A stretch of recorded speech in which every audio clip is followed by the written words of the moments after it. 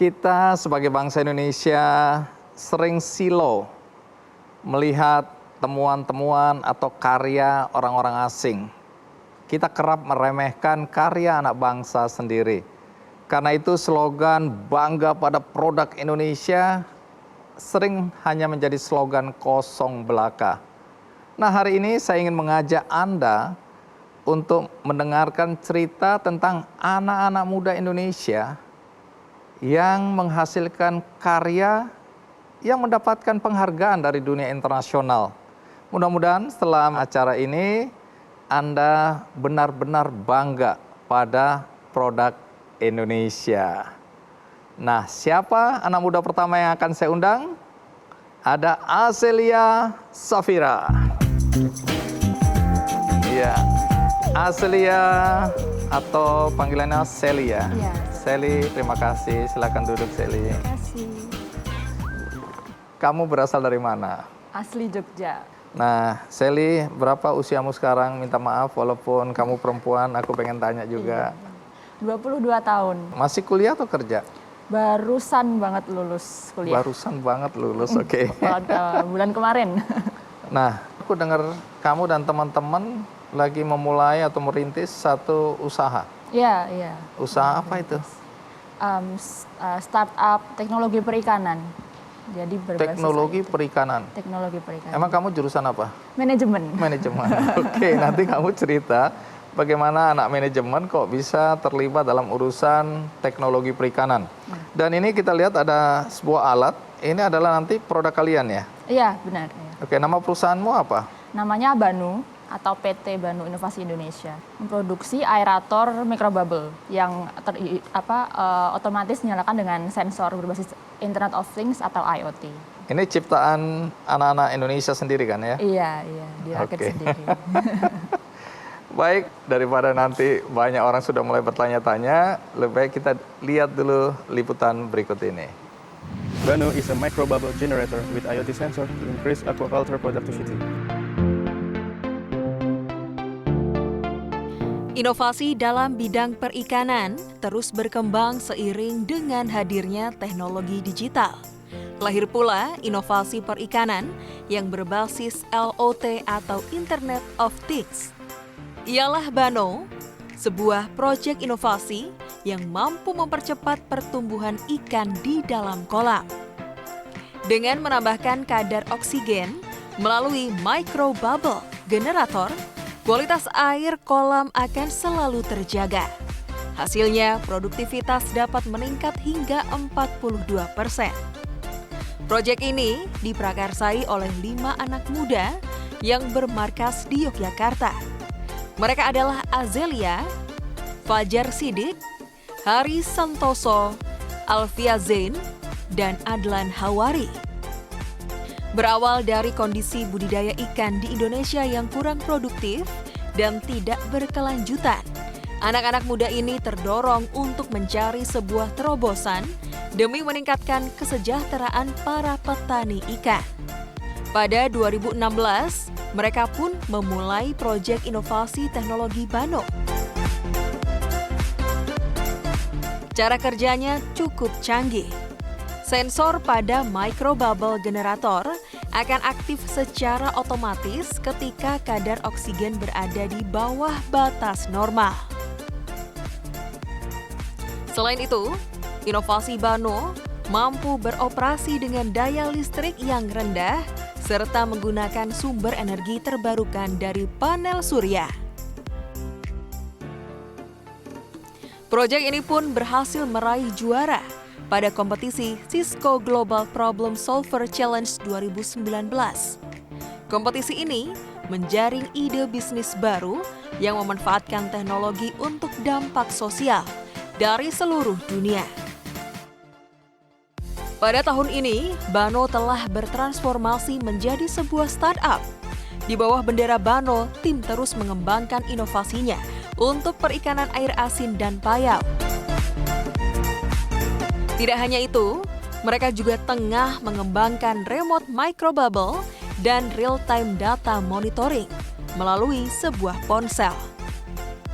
Dan prestasi kembali diraih, Bano berhasil lolos menjadi finalis MIT Solve Sustainable Food System Challenge 2020. Pemuda-pemudi Indonesia ini mampu menyisihkan 2.600 pendaftar dari 135 negara. Harapannya, inovasi Bano dapat meningkatkan produksi perikanan yang berkelanjutan di Indonesia.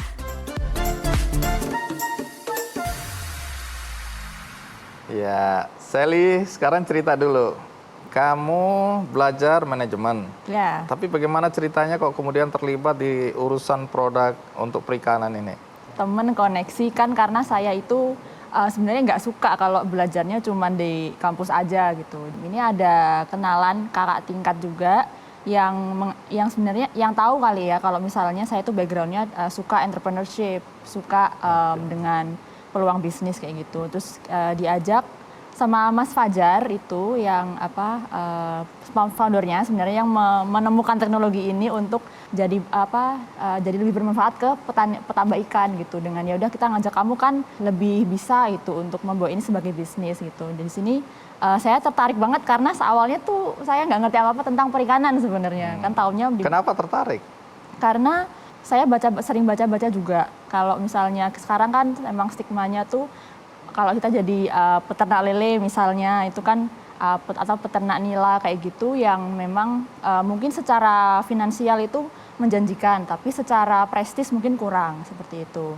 Dan terutama di anak muda ya gitu. Nah, di sini padahal terus saya baca-baca lagi potensinya Indonesia itu sangat besar tapi cuman segelintir persen saja yang sudah dimanfaatkan kayak gitu. Padahal negara-negara lain yang mungkin potensinya tidak sebanyak kita itu sudah sangat maju dalam memanfaatkannya. Kenapa bisa seperti itu? Karena teknologinya sudah sangat maju dan juga dari masyarakatnya sendiri juga sangat suportif dan juga sadar bahwa potensinya ini tuh bisa mendongkrak ekonomi bangsa kayak gitu. Jadi ini masih prototype ya?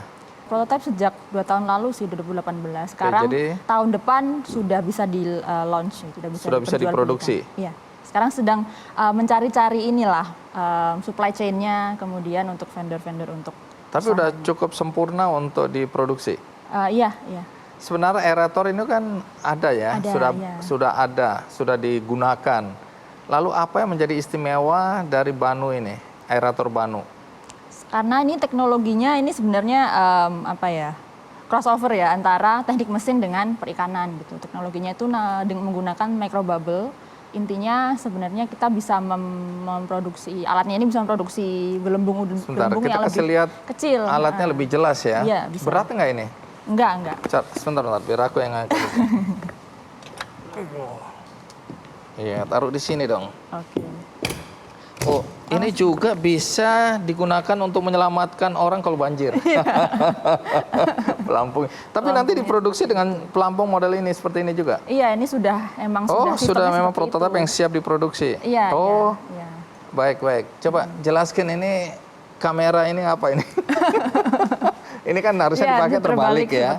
Oke, bayangkan bahwa ini dipakai terbalik. Iya. Jadi ini yang terendam air. Iya, terendam air. Baik. Terus cara kerjanya bagaimana ini? Kalau aerator yang sekarang itu mungkin sudah banyak yang diketahui itu aerator kincir atau misalnya Venturi atau turbojet itu yang sekarang sudah banyak itu kebanyakan dia di permukaan saja nempelnya atau bekerjanya untuk menambah oksigen di permukaan air gitu. Kalau Bano ini bedanya adalah kita direndamnya cukup dalam ya. Oh ini ya, jadi dia masuk ke dalam. Masuk ke dalam. Nah Bano ini bisa mengcover oksigen itu di dalam air, jadi ini dia yang lebih efisien. Keluar gelembung-gelembung itu dari sini ya, bluk gitu-gitu ya. Ya. Tunggu, ini ada kabel, berarti dia harus menggunakan listrik juga? Iya, ini menggunakan listrik, tapi menggunakan panel surya juga bisa. Baik, jadi kalau selama ini aerator yang lain itu karena dangkal aja? Iya, lebih ke mungkin karena gelembungnya tuh tidak sekecil microbubble ini, jadi hanya bisa pecahnya di permukaan. Oke, ini kan masih di urusan aeratornya, tapi nanti urusan teknologinya, ini aplikasi ya? Ya, ini. Nah kalau aerator gini kan orang bisa, kalau gitu aku panjangin aja gitu loh, gelembungnya itu bisa lebih dalam lagi.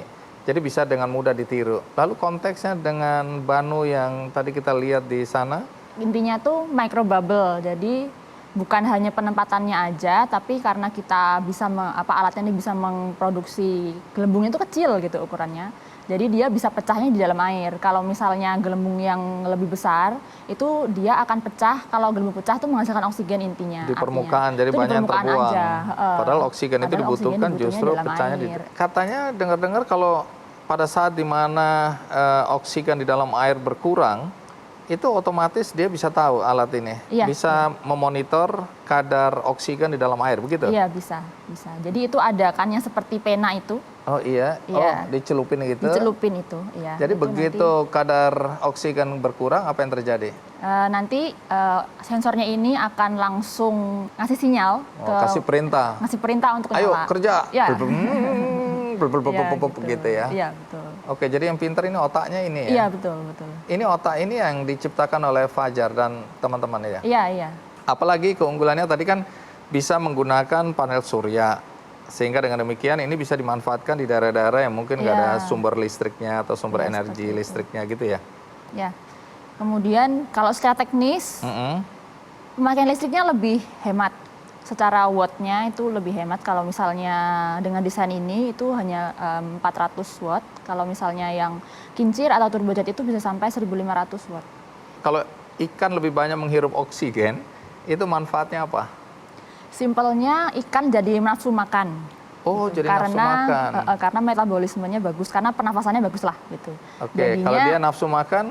Iya, jadi pakannya yang dimakan, Lebih jadi banyak. pertumbuhannya lebih cepat. Seberapa cepat dibandingkan yang konvensional? Iya, kalau misalnya yang konvensional tradisional itu biasanya kan 4 bulan untuk bisa panen. Kalau ini? Dengan Banu ini kita sudah riset ya, itu 3 bulan sudah bisa seukuran sama dengan kolam yang 4 bulan. Oke, jadi menghemat 1 bulan ini ya? Dan juga ya panennya awalnya 3 kali setahun jadi 4 kali setahun. 4 kali setahun? Iya, Jadi ini sudah diuji coba ya? sudah.